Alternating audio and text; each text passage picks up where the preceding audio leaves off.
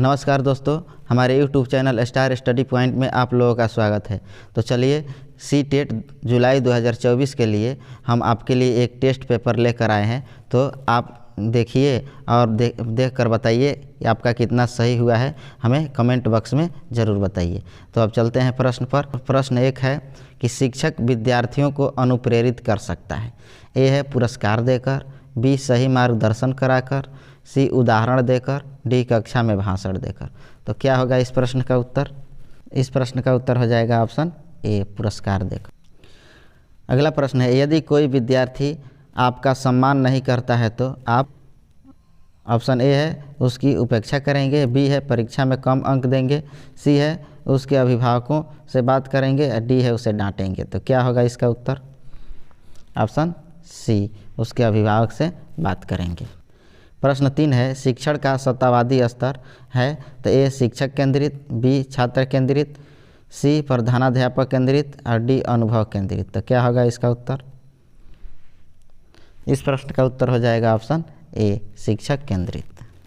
अगला प्रश्न है, चरित्र का विकास होता है तो इच्छा शक्ति द्वारा, बी व्यवहार द्वारा, सी नैतिकता द्वारा, डी उपयुक्त सभी के द्वारा। तो क्या होगा इसका उत्तर? ऑप्शन डी, उपयुक्त सभी के द्वारा। 5 नंबर प्रश्न है, निम्न में से कौन सा शिक्षण का अधिगम स्तर नहीं है? तो यह है विभेदीकरण, बी है स्मृति का स्तर, सी है चिंतनशील स्तर और डी है समझ स्तर। तो क्या होगा इसका उत्तर? विभेदीकरण।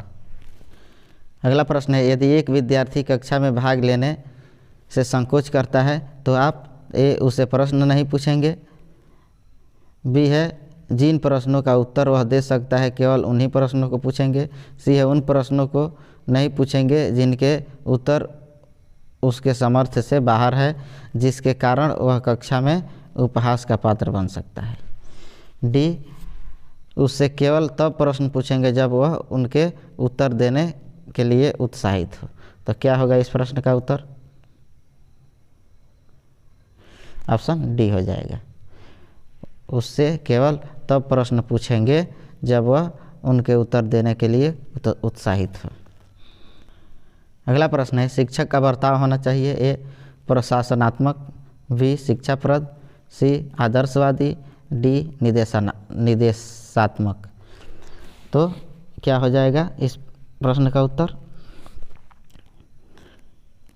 ऑप्शन सी, अभिप्रेरणा के सिद्धांतों के अनुसार एक शिक्षक डैश के द्वारा सीखने को संवर्धित कर सकता है।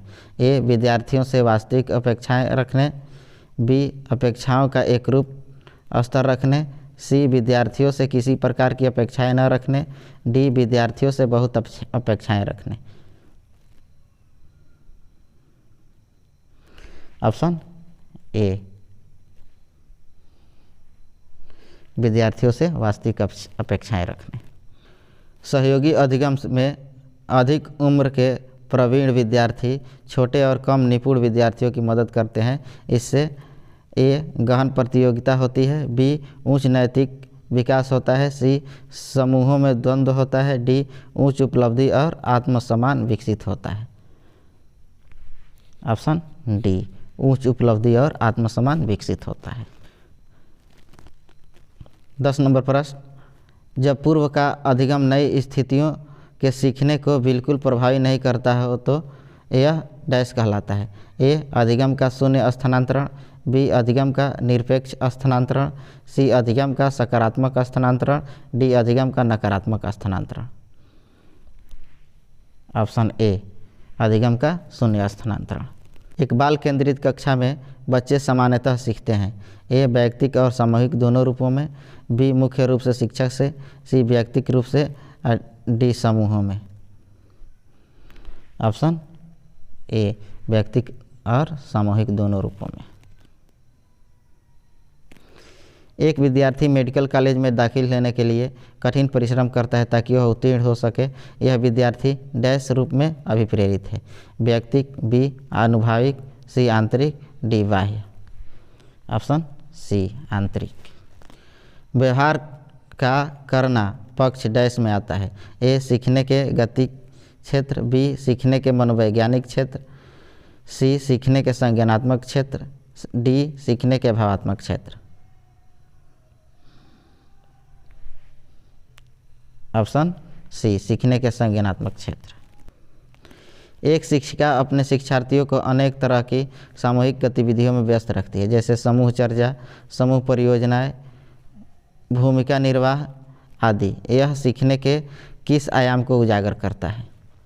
ए सामाजिक गतिविधि के रूप में अधिगम, बी मनोरंजन द्वारा अधिगम, सी भाषा निर्देशित अधिगम, डी प्रतियोगिता आधारित अधिगम। ऑप्शन ए सामाजिक गतिविधि के रूप में अधिगम। शिक्षकों को यह सलाह दी जाती है कि वे अपने शिक्षार्थियों को सामूहिक गतिविधियों में शामिल करें, क्योंकि सीखने को सुगम बनाने के अतिरिक्त ये डैश में भी सहायता करते हैं। ए दुश्चिंता, बी समाजीकरण, सी आक्रामकता और डी मूल्य द्वंद्व। ऑप्शन बी समाजीकरण। कक्षा में प्रभावी व्याख्यान देते समय एक अध्यापक ए संबंध स्थापित करता है, बी सार्थक शारीरिक हाव भाव को समावेशित करता है, सी व्याख्यान स्थल पर स्थैतिक बना रहता है, डी ध्वनि की तीव्रता और तरीकों में परिवर्तन करता है। ऑप्शन बी सार्थक शारीरिक हाव भाव को समावेशित करता है। मीडिया का एक उदाहरण जो अधिगमकर्ता को प्रत्यक्ष प्रस्तुतिकरण के द्वारा अधिगम में सहायक होता है। ए शैक्षिक टेलीविज़न, बी शैक्षिक प्रसारण, सी ओवरहेड प्रोजेक्टर और डी टेलीफोन। ऑप्शन ए शैक्षिक टेलीविज़न। विद्यार्थियों के साथ संप्रेषण का अर्थ होता है उन्हें निर्देश देना, बी विचारों का आदान प्रदान, सी उनसे प्रश्न करने को कहना, डी उन्हें अपने विचारों को अवगत करना,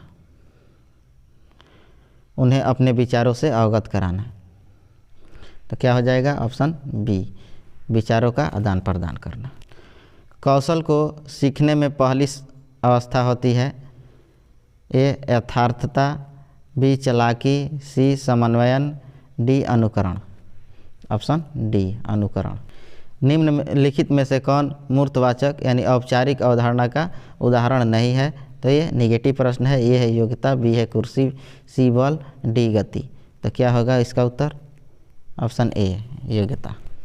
पढ़ने की वह तकनीक जिसका उपयोग तालिका में स्थित शब्दावली तथा प्रसंग में किया जा सकता है कहलाता है A key reading, B re reading, C scanning, D skimming.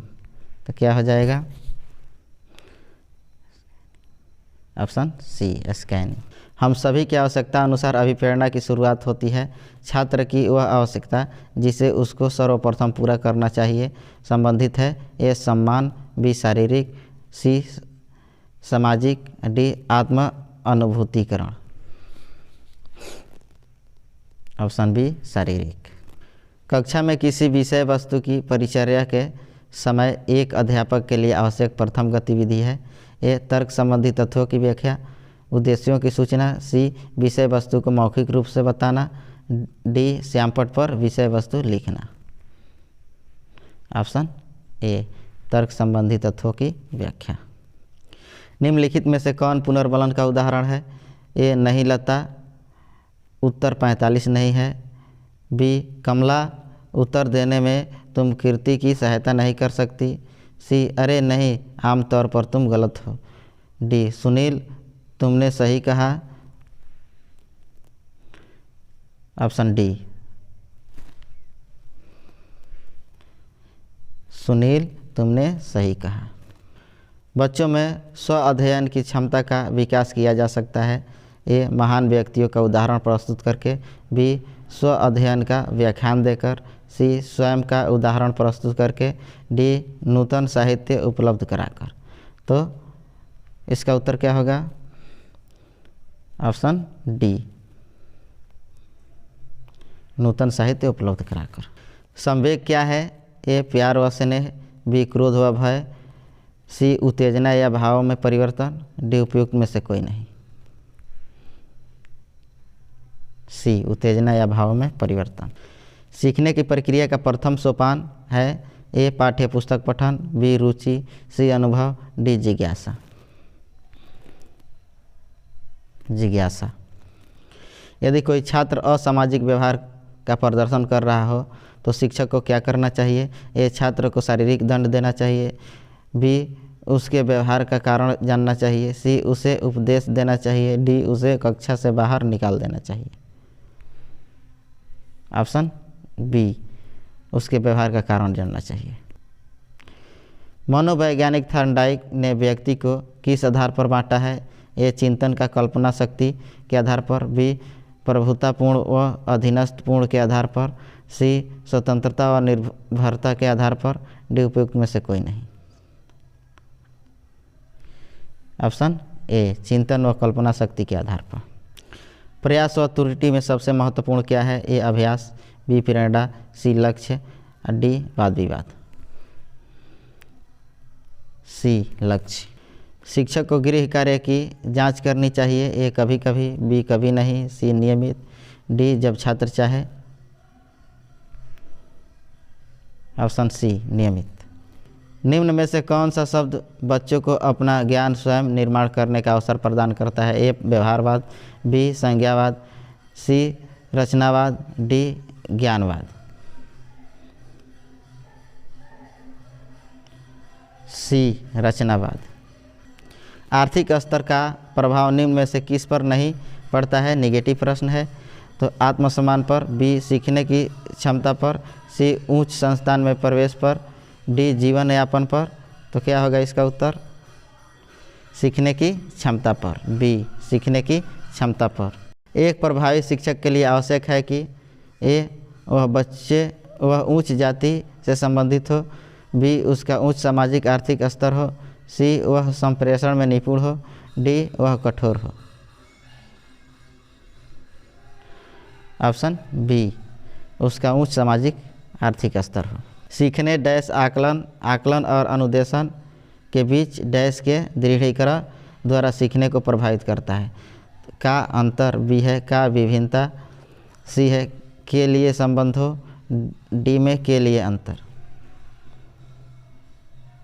Option C, के लिए संबंध हो। आंतरिक रूप से अभिप्रेरित विद्यार्थी। ए, का बाह्य रूप से अभिप्रेरित विद्यार्थी की तुलना में अभिप्रेरणा स्तर कम होता है। बी, के लिए औपचारिक शिक्षा की आवश्यकता नहीं है। सी, के लिए पुरस्कार की बिल्कुल भी आवश्यकता नहीं है। डी, के लिए बाह्य पुरस्कार उनकी अभिप्रेरणा को बनाए रखने के लिए पर्याप्त नहीं है। ऑप्शन डी, के लिए बाह्य पुरस्कार उसकी अभिप्रेरणा को बनाए रखने के लिए पर्याप्त नहीं है। उपलब्धि अभिप्रेरणा है। ए, सफलता और असफलता को समान रूप से स्वीकार करने की तत्परता। बी, बिना विचारे जल्दबाजी में कार्य करने की प्रवृत्ति। सी, चुनौतीपूर्ण कार्य करने में डटे रहने की प्रवृत्ति। डी, असफलता से बचे रहने की प्रवृत्ति। ऑप्शन सी, चुनौतीपूर्ण कार्य करने में डटे रहने की प्रवृत्ति। अधिगमकर्ता का स्वनियमन का अर्थ है। ए, विद्यार्थी निकाय द्वारा बनाए गए नियम एवं विनियम। बी, विद्यार्थियों के व्यवहार के लिए विनियमों का निर्माण करना। सी, स्व अनुशासन और नियंत्रण। डी, अपने सीखने का स्वयं अनुवीक्षण करने की योग्यता। ऑप्शन डी, अपने सीखने का स्वयं अनुवीक्षण करने की योग्यता। मैडम चाय खाती है वाक्य। ए, अर्थ विज्ञान एवं वाक्य विन्यास दोनों की दृष्टि से गलत है। बी, वाक्य विन्यास की दृष्टि से सही है लेकिन अर्थ विज्ञान की दृष्टि से गलत है। सी, अर्थ विज्ञान एवं वाक्य विन्यास दोनों की दृष्टि से सही है। डी, अर्थ विज्ञान की दृष्टि से सही है लेकिन वाक्य विन्यास की दृष्टि से गलत है। तो क्या होगा इसका उत्तर?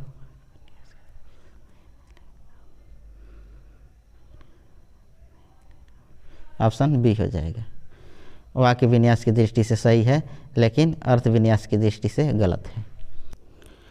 सीखने के सिद्धांतों के संदर्भ में स्कैफोल्डिंग डैश की ओर संकेत करता है। ए, सीखने में वयस्कों द्वारा अस्थायी सहयोग। बी, विद्यार्थियों द्वारा की गई गलतियों के कारणों का पता लगाना।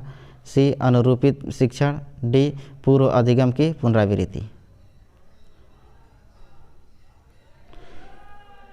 ऑप्शन ए, सीखने में वयस्कों द्वारा अस्थायी सहयोग।